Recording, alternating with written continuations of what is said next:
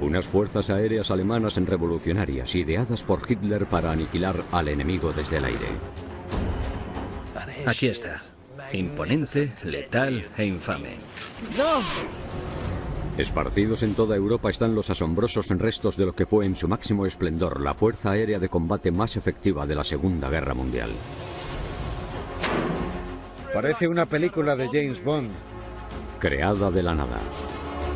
Desarrollada en secreto y rápidamente por Hitler, impulsando la innovación y tecnología a nuevos límites. No basta con equipararse al resto de fuerzas aéreas del mundo. Alemania debe superarlos a todos. El AR-234 es el primer y último bombardero de la Segunda Guerra Mundial.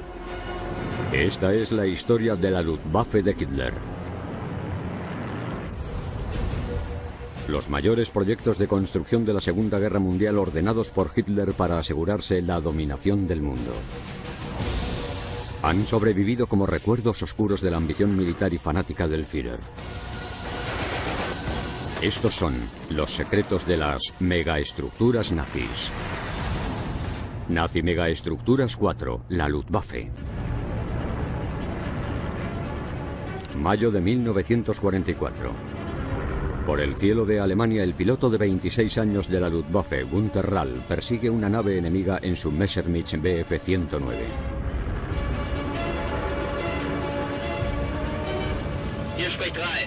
Aquí Rall, estoy a 10.600 metros desde el sur. A lo lejos, Rall avista la mayor concentración de bombarderos aliados que jamás había visto. Formaciones de batalla, buena distancia entre ellos. Rall decide colocar el avión en picado. Todo bien, me aproximo. El intrépido piloto del caza compite contra un gran número de aviones de los aliados.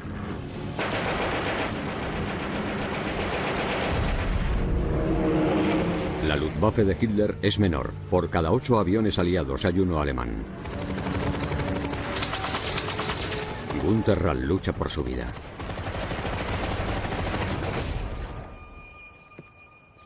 Hoy en día, las pruebas de aquella antigua batalla de Luftwaffe todavía siguen esparcidas por este bosque del noreste de Alemania. El arqueólogo bélico Tony Pollard explorará qué queda de Rechlin, las instalaciones de pruebas secretas de la Luftwaffe. Esto no es un bosque normal, porque de vez en cuando te encuentras con estas construcciones espectacularmente extrañas.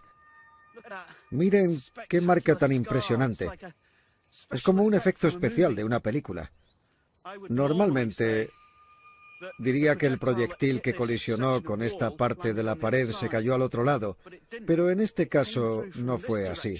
Vino desde esta dirección, llegó y explotó cuando entró en la estructura. Estaban experimentando con un tipo de bomba específica y la idea era que este proyectil lo lanzara un bombardero en picado Stuka.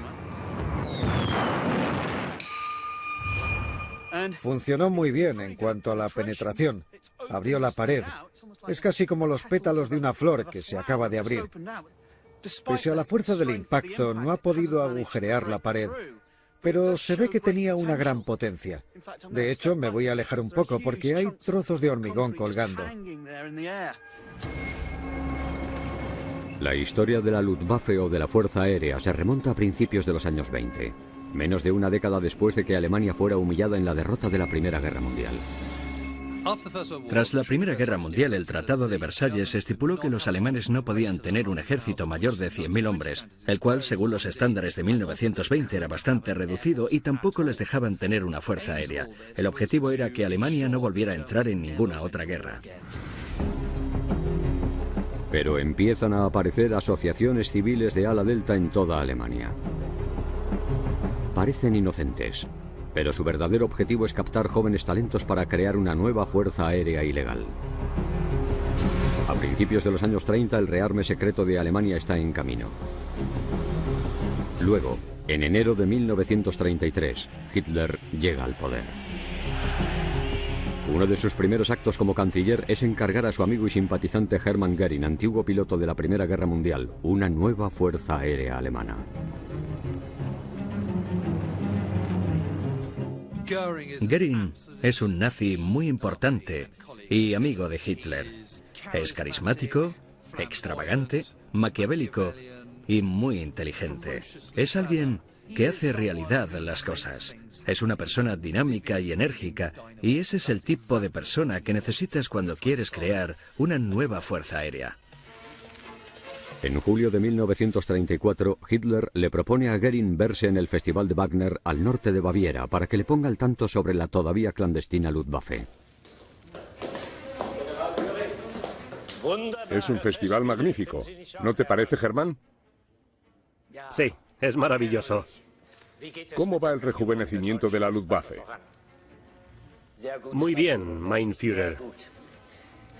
He aprobado el programa para la fabricación de más de 4.000 aviones para septiembre del año que viene. No es suficiente. Debe haber un aumento en nuestra producción. Si las potencias occidentales intervienen para impedir el rearme, será un desastre. Claro, mein Führer. No basta con equipararse al resto de fuerzas aéreas del mundo. Alemania debe superarlos a todos.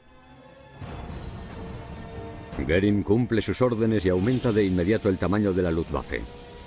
Pide nuevos aviones y pone en marcha un proceso de reclutamiento y de entreno para nuevos pilotos. Luego, en marzo de 1935, Goering revela la existencia de la Luftwaffe hasta el momento oculta al mundo. Cuando Goering y Hitler anunciaron el nacimiento de la nueva Luftwaffe, esperaban una protesta absolutamente global, sobre todo de los viejos aliados de la Primera Guerra Mundial, pero en realidad nadie se inmutó ante tal noticia. Habían pasado 16 años tras el Tratado de Versalles. Los viejos aliados no tenían intenciones de hacer nada al respecto. Con la producción militar a toda máquina, Hitler y Goering van a visitar las instalaciones de pruebas aéreas de la Luftwaffe en Rechlin. Allí presencian una demostración de las últimas armas y supervisan los últimos diseños de aviones alemanes en acción. Los restos de aquellas pruebas, que cubren un área de 150 kilómetros cuadrados, todavía siguen existiendo. Tras haber atravesado este bosque, solo puedo describir esta parte del mismo como un laberinto. Es difícil interpretar estos restos. Hay escombros por todas partes. Hay restos de búnkeres y cámaras subterráneas, trozos de paredes. Pero lo que me ha llamado la atención es esta estructura de hormigón en forma de barco. Tiene paredes a ambos lados y hay otro justo ahí. No era para hacer fotografías. Seguro que nunca adivinarían para qué era. Sabemos que estaban en ambos extremos de un edificio como un hangar. Encima de esta estructura había un motor de un avión. Y aquí es donde lo probaban. Había instrumentos científicos en la cámara inferior que controlaban su rendimiento. Esto data de 1931, pero era ilegal para los alemanes intentar formar una nueva fuerza aérea. Estaban rompiendo el acuerdo. Esto era un experimento científico de alta ingeniería alemana, y este es tan solo uno de los 12 lugares de pruebas de esta zona. En agosto de 1938, Luftwaffe ya ha entregado miles de nuevos aviones. Ahora Goering necesita pilotos cualificados. La próxima generación recibe sus insignias con alas voladoras. Entre ellos se encuentra el veinteañero Günther Rall. Nació el último año de la Primera Guerra Mundial y su padre sirvió en el frente occidental. Lleva el ejército en las venas. Tras la graduación nos dieron la opción de qué carrera seguir. Supe enseguida cuál sería mi respuesta. Piloto de caza, señor. En agosto de 1939, la nueva Fuerza Aérea Alemana tenía más de 4.000 aviones y casi 400.000 hombres. La Luftwaffe de Hitler está lista. Está a punto de entrar en acción con efectos devastadores.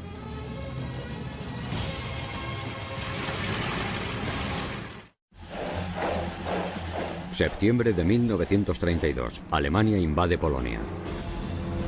La Fuerza Aérea de Hitler, la Luftwaffe, inaugurada solo 4 años antes, inicia su ataque. Usan el bombardero Stuka de gran precisión para destruir objetivos terrestres.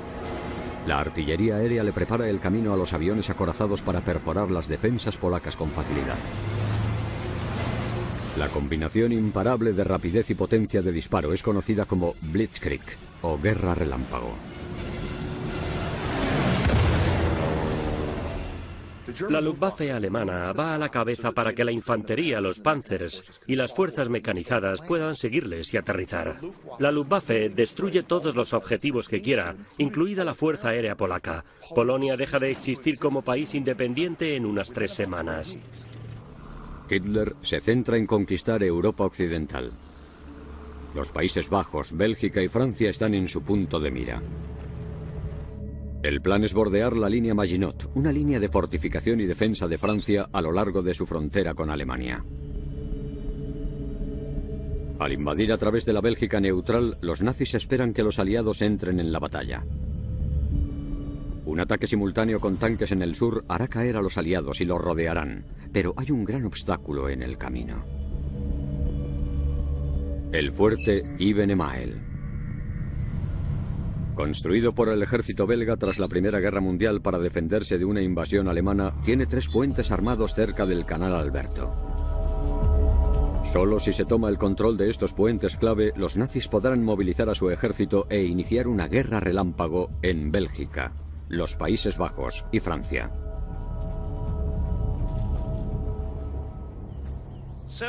Aquí estamos en el fuerte Iben-Emael, uno de sus búnkeres que se asoma en el bosque.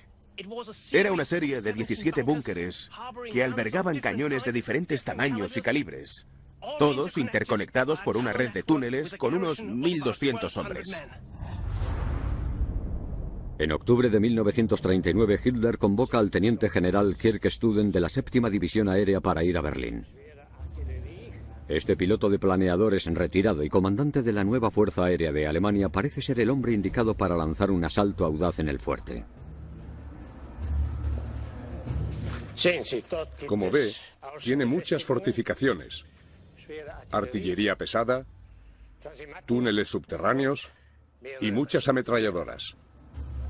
Un ataque terrestre al fuerte armado desde cualquier dirección podría ser catastrófico para las fuerzas alemanas. Pero Hitler ha visto un fallo en sus defensas y ha ideado un plan muy ingenioso. ¿Podría aterrizar un planeador ahí? Sí, mein Führer.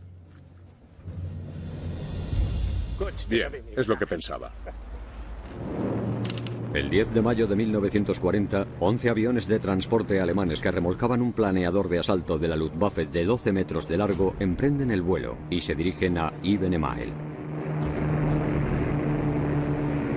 Dentro de la armada de planeadores viaja una fuerza de comando de 85 paracaidistas. A 2.600 metros, menos de 30 kilómetros del fuerte, deben aterrizar los planeadores.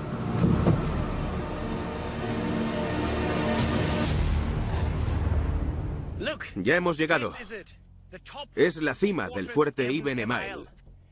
Hay búnkeres por todo el terreno, que es plano. Es el sitio ideal de aterrizaje para un planeador. Este era el punto débil de la fortaleza. En total, 9 planeadores aterrizaron aquí y cogieron a la guarnición belga totalmente por sorpresa. Tras haber aterrizado, los paracaidistas debían inhabilitar las armas del tejado. Están ocultas bajo torretas de acero y en forma de cúpula, pero los alemanes han venido equipados con un arma secreta llamada Hohlladung o carga hueca. Es un proyectil explosivo de 50 kilogramos diseñado para hacer explotar cualquier tipo de armamento militar. Nunca antes los han utilizado en la guerra.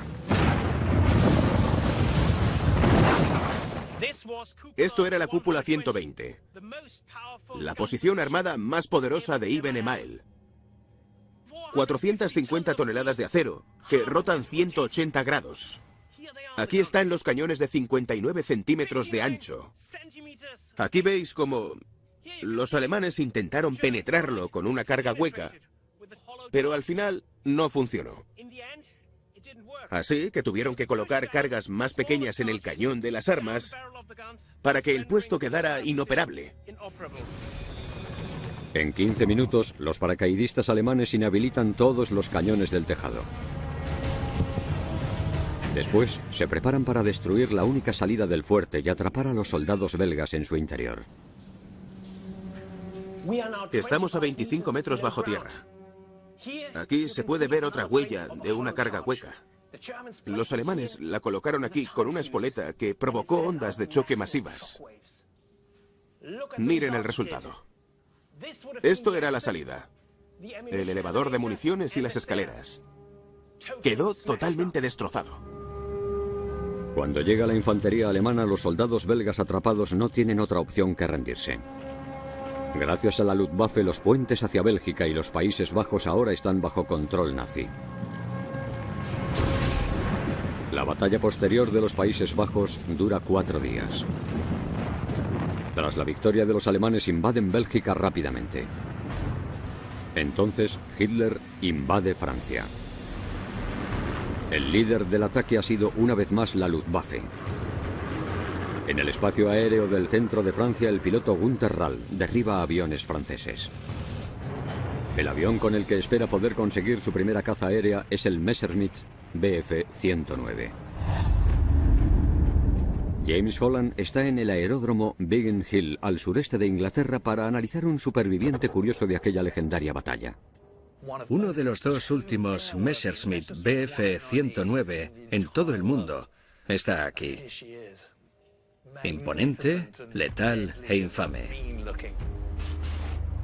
El Bf-109 voló por primera vez en 1935. Su velocidad, destreza y potencia de disparo lo convierten en uno de los cazas más temidos de la Segunda Guerra Mundial. En 1940, este avión hacía las 3 cosas que todo avión debía hacer en un combate aéreo.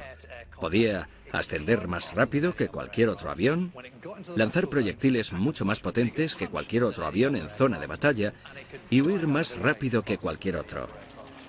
Es justo lo que necesitabas y es lo que este avión hacía a mucha velocidad. Para los miles de pilotos alemanes cualificados como Günther Rall, controlar el Messerschmitt era una tarea difícil. Es increíble estar sentado aquí porque puedes imaginarte lo que debió ser para un joven piloto volar por primera vez en uno de estos aviones. No había Messerschmitt 109 de 2 pilotos en 1940. Cuando acababas tu formación de vuelo habías hecho todo lo que podías hacer, habías aprendido a utilizar la cabina y te habían avisado de los posibles riesgos, pero al final era todo un acto de fe. Desde la cabina de su Messerschmitt, el recién formado Günther Rall divisa una formación de cazas franceses. Ya está, pensé. Esta es nuestra oportunidad. Son los franceses. Centré el objetivo, me acerqué a la cola y disparé. Rall se anota un tanto y caza al primer avión. ¡Toma! Pero la alegría dura poco. No pensé que podía haber alguien detrás de mí, disparándome. El avión de Günther sufre graves daños en el ataque, pero sorprendentemente llega a la base. Me había enfrentado al enemigo, luchado y ganado. Mientras la Luftwaffe despeja el camino, las fuerzas terrestres alemanas avanzan en Francia. El poder de la Blitzkrieg arrincona a los aliados en la costa francesa. Tras un fuerte asalto aéreo de los bombarderos Stuka, más de 300.000 tropas aliadas se van de Dunkerque a Gran Bretaña. El 22 de junio, Francia se rinde. Hitler está encantado con el éxito de la Luftwaffe. Pero la Fuerza Aérea Alemana está a punto de probar otro tipo de guerra sobre Gran Bretaña. Se enfrentará a la prueba más dura hasta el momento. Con Francia ocupada por los nazis, Hitler se centra ahora en Gran Bretaña. Y una vez más, en la Luftwaffe. Esta, que hacía 5 años todavía no existía, es el centro de un nuevo plan. Fue la denominada Operación León Marino. Mediante intensos bombardeos sobre Gran Bretaña, Hitler planea destruir su fuerza aérea, la RAF, y así proclamar su superioridad. Así despejaba el camino para una invasión anfibia. El avión que formará una parte vital de la campaña de bombardeo de Hitler es el HE-111. La obra del diseñador aeronáutico Ernst Heinkel. Es un bombardero de tamaño medio. Göring quiere que la Luftwaffe aumente de tamaño. Así que para cumplir con los requisitos de Heinkel construye una nueva fábrica.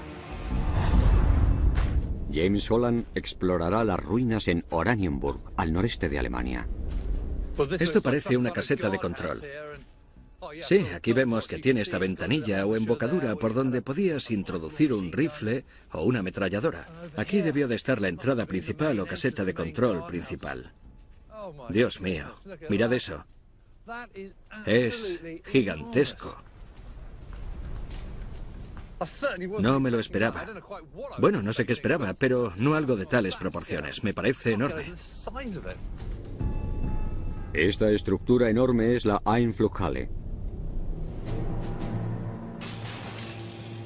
Aquí es donde montaban y probaban los HE-111 antes de entrar en servicio en la Luftwaffe. Me estoy imaginando al 111 de Heinkel saliendo de aquí y luego aparcándolo en el puesto de salida un poco más allá. Y ahora simplemente está abandonado.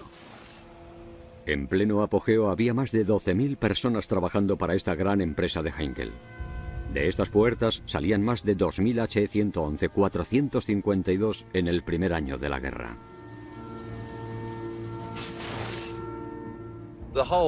Toda la construcción se basa en vigas de acero. Las puertas del hangar están en el otro lado, así que nos imaginamos que se podrían abrir todas. Y pensar que ahora está completamente vacío.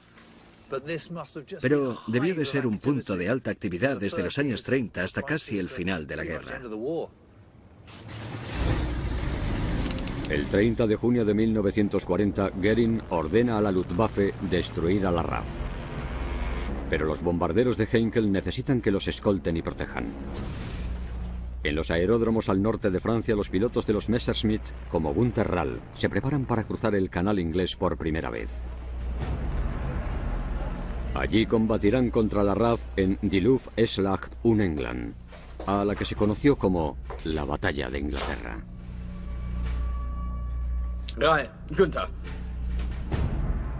Cuando nos dieron los chalecos salvavidas y botes, sabíamos que estábamos a punto de cruzar el canal donde competiríamos contra los británicos en su propio territorio. Había que anticiparse a todo y obviamente estábamos nerviosos por lo que podía pasar. El 10 de julio, la primera ola de aviones alemanes abandona el norte de Francia y se dirige a Gran Bretaña. El asalto aéreo de la Luftwaffe empieza con una carga de convoyes, puertos y estaciones de radar.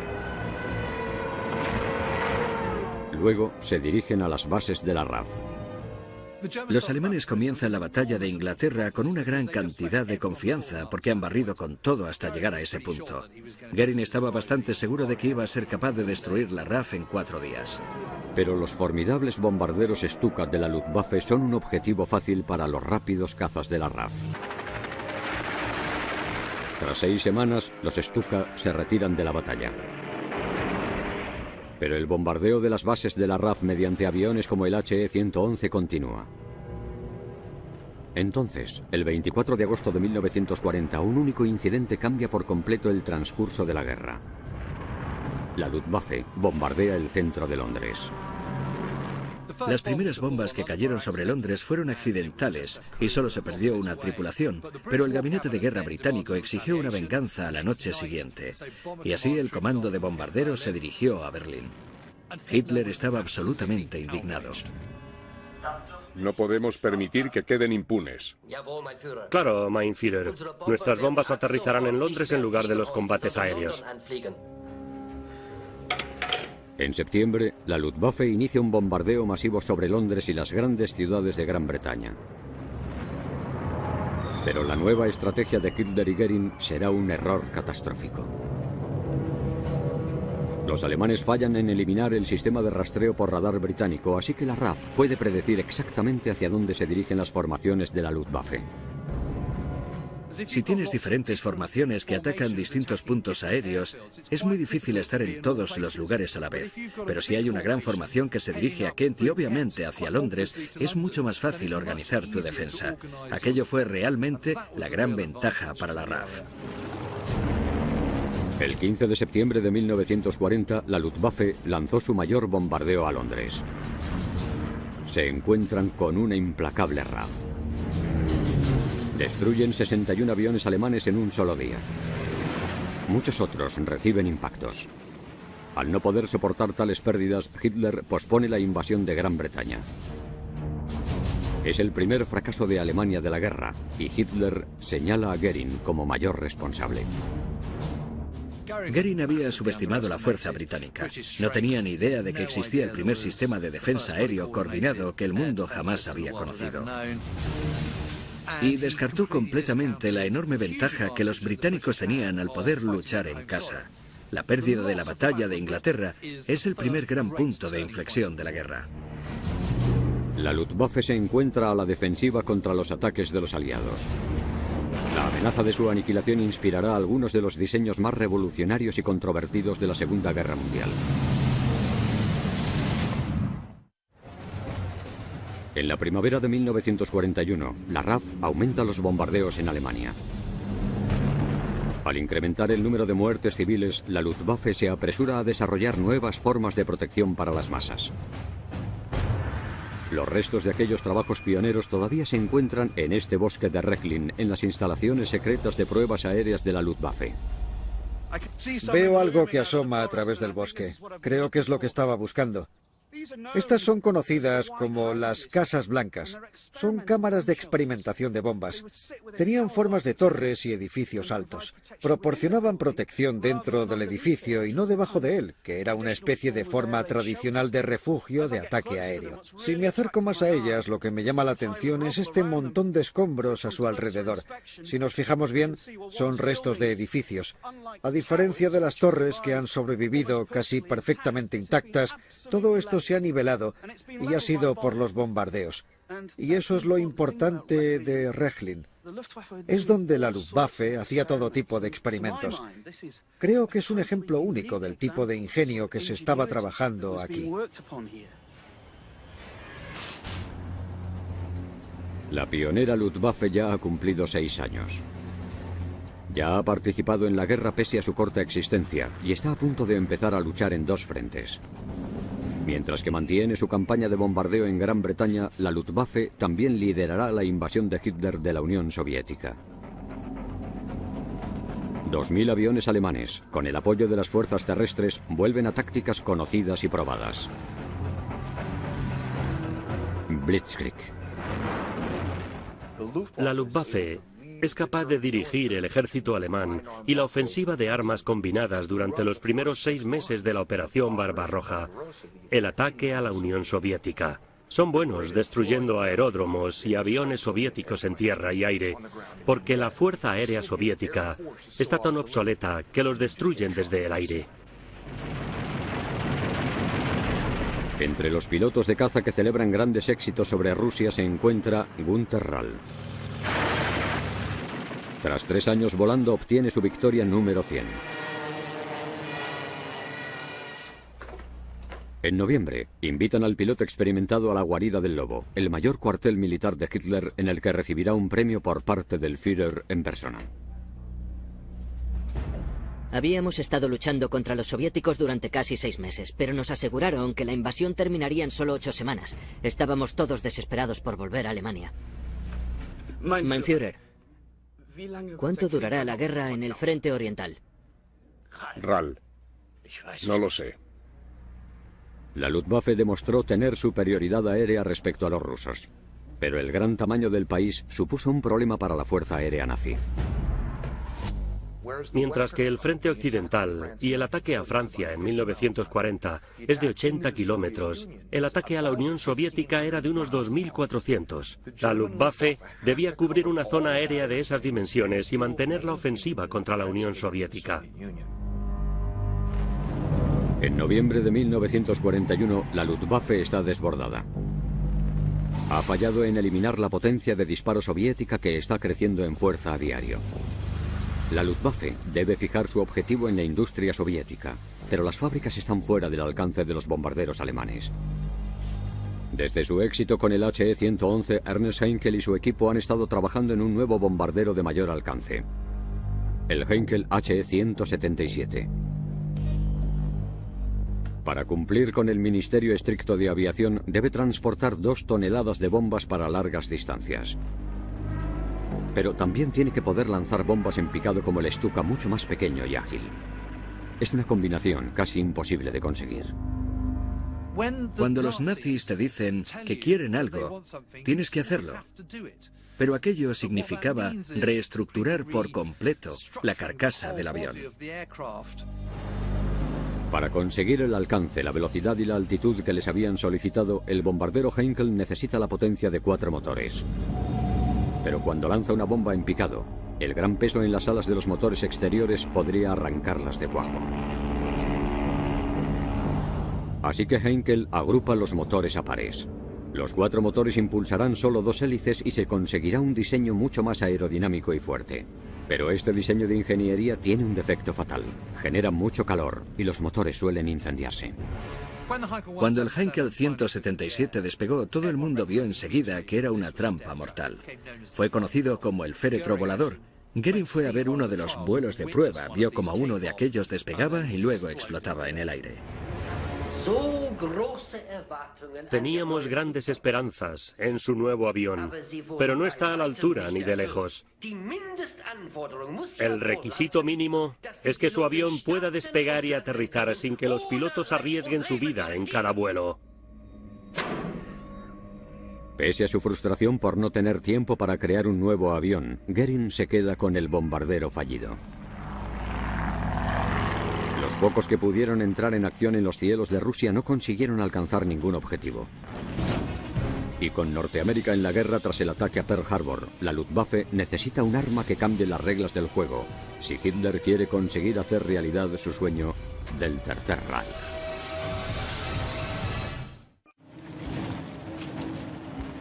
En enero de 1942, el inicio del invierno destruye cualquier posibilidad de que los nazis se hagan con una rápida victoria en Rusia. La Luftwaffe ha fracasado en destruir a la oposición soviética. Hitler acusa a Goering, el jefe de las fuerzas aéreas, como máximo responsable. A mediados de la guerra, Goering era un hombre cansado y desvaído, que había perdido influencia debido a los fracasos de la Luftwaffe, que ha dejado que los excesos de la avaricia y un estilo de vida extravagante lo superen. Hitler no está particularmente sorprendido. Goering se ha convertido en alguien irritante, en vez de un confidente cercano. Al perder la fe en Goering, Hitler empieza a dirigir las operaciones de la Luftwaffe personalmente. Su último plan es derribar los convoyes del Atlántico y privar a Gran Bretaña de los materiales esenciales que necesita para seguir luchando. La clave del plan de Hitler es una nueva arma infalible, el torpedo aéreo. Se transporta en grandes aviones, se lanza en el agua y se impulsa hacia el objetivo por un motor a bordo.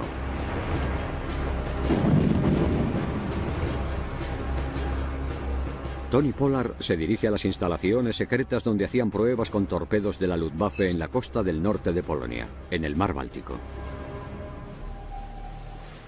Esta estructura emerge sobre el mar. Parece una película de James Bond o una isla artificial con una torre que era para observar el lanzamiento de torpedos. Ahora está abandonada. Desde aquí podemos ver dónde estaban las ventanas. Hoy en día la habitan aves marinas. Es espeluznante, pero espectacular a la vez. Esta gran masa de cemento y acero está localizada de forma estratégica fuera del alcance de los bombarderos aliados. La Luftwaffe desarrolla y prueba los motores de los torpedos y perfecciona las técnicas de lanzamiento en este lugar. Este era el lugar más importante. Desde aquí lanzaban aquellos torpedos desde unas cañerías hacia el mar. Los motores se activaban y salían disparados.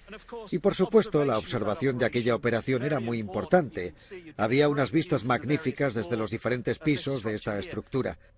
En su apogeo, esta estación disparaba unos 200 torpedos por semana. Había 2000 personas trabajando aquí y en la península. Todo era alto secreto, y de ahí su localización en el mar Báltico. Hay suficientes restos de esta megaestructura para afirmar que los alemanes se tomaban muy en serio la carrera armamentística relacionada con los torpedos aéreos.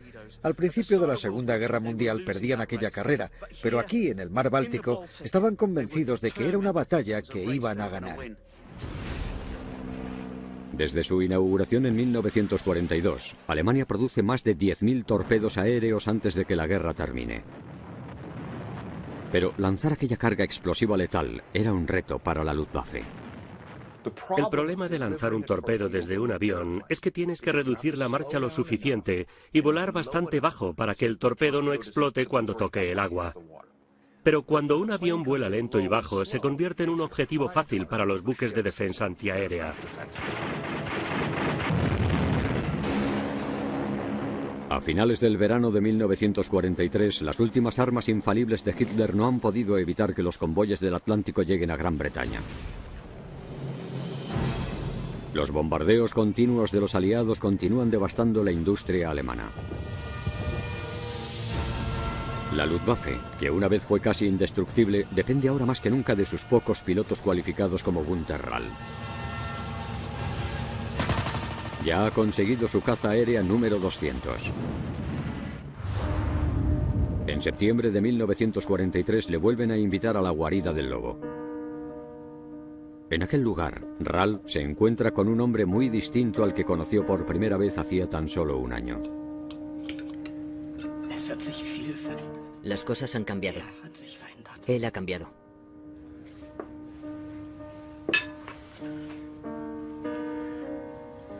Si tuviéramos listas las armas infalibles, la victoria seguramente sería nuestra.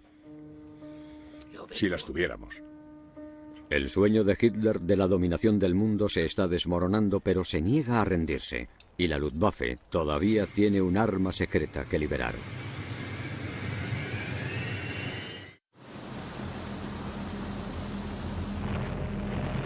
En 1944 la Luftwaffe es superada en número por las fuerzas aliadas que se han unido.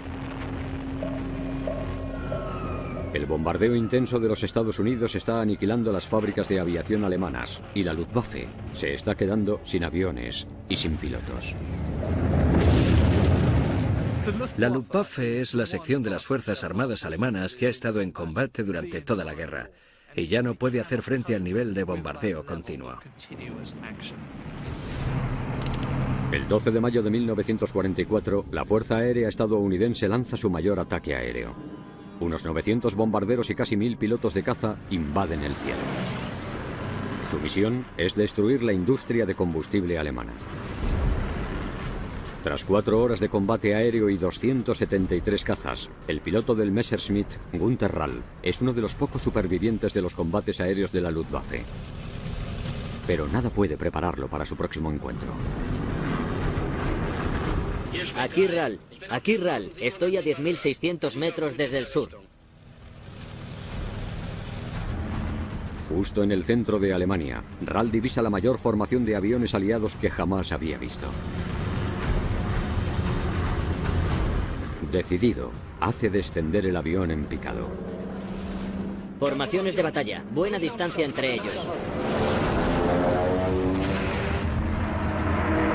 Rall pone el punto de mira en un caza americano P-47 y dispara. Le da de pleno y vuelve a abrir fuego. Pero al piloto de la Luftwaffe le siguen 4 cazas aliados. Las balas de los P-47 atraviesan su Messerschmitt. Una bala le da en el pulgar. Con el avión muy dañado y perdiendo altura con rapidez, Rall tiene solo unos segundos para escapar.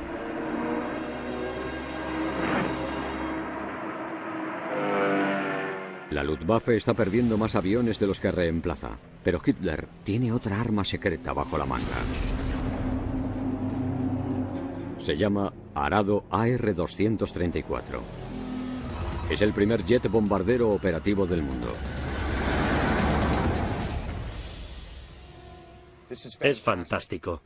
Este es el último ejemplo que queda del Arado AR-234, el bombardero alemán construido al final de la guerra en un intento de girar las tornas en el transcurso de la guerra. El AR-234 es el primer y último bombardero de la Segunda Guerra Mundial. Esta era la parte revolucionaria del avión, el motor a reacción. Durante la Segunda Guerra Mundial, los motores de pistones estaban alcanzando los límites de sus capacidades de diseño y solo podían impulsar aviones rápido y alto en el aire. Los jets son la respuesta. Pueden volar más alto y más rápido que cualquier avión que tuvieran los aliados. Los aviones alemanes fueron los más avanzados tecnológicamente de la Segunda Guerra Mundial. El AR-234 juega en otra liga, pero la última arma secreta e infalible de la Luftwaffe ha aparecido demasiado tarde. A pesar de que los alemanes podían lanzar unas 2 docenas de arado AR-234 en el aire en estado operativo antes del final de la guerra, no era nada comparado con los miles de bombardeos que los estadounidenses están lanzando contra los alemanes cada día. Los alemanes no pueden producir lo suficiente para cambiar el transcurso de la guerra aérea. En abril de 1945, la antigua y formidable Luftwaffe está a punto de perecer. Tiene muy pocos pilotos, aviones y combustible, así que no puede seguir luchando. A pesar del fracaso final de la Luftwaffe y sus muchos defectos, todavía podemos quitarnos el sombrero y admirar lo que lograron en un periodo de tiempo tan corto. Desde que nació en 1935 hasta lanzar el primer jet operativo, experimentó un crecimiento a una velocidad increíble. Mientras Hitler tenía que enfrentarse a la derrota rodeado por el ejército ruso en Berlín, Göring intenta cumplir una de sus pocas ambiciones en la vida y asumir el control. Hitler lo interpretó como un acto de traición y ordenó que arrestaran a Göring. Es una de las últimas órdenes del Führer antes de que finalmente admita que ha perdido la guerra y se suicide. Cuando Alemania se rinde, Göring se entrega a los soldados norteamericanos. Lo juzgan en los juicios de Nuremberg y lo declaran culpable de crímenes de guerra. Es condenado a la horca. De algún modo consiguió persuadir a su doctor norteamericano o a uno de los guardias norteamericanos para que le dieran una pastilla de cianuro minutos antes de ir a la horca. Se tomó la pastilla y cuando los guardas fueron a buscarlo, se lo encontraron muerto, con un ojo abierto y otro cerrado. Es bastante curioso. La Luftwaffe envió a la guerra 20.000 pilotos durante la Segunda Guerra Mundial. Solo sobrevivieron 2.000. Günther Rall fue uno de los afortunados. Sobrevivió al ataque contra su Messerschmitt. Después de la guerra, se quedó en el ejército y ascendió al mayor rango. Se convirtió en jefe de la Fuerza Aérea Alemana moderna. Murió en 2009 a los 91 años.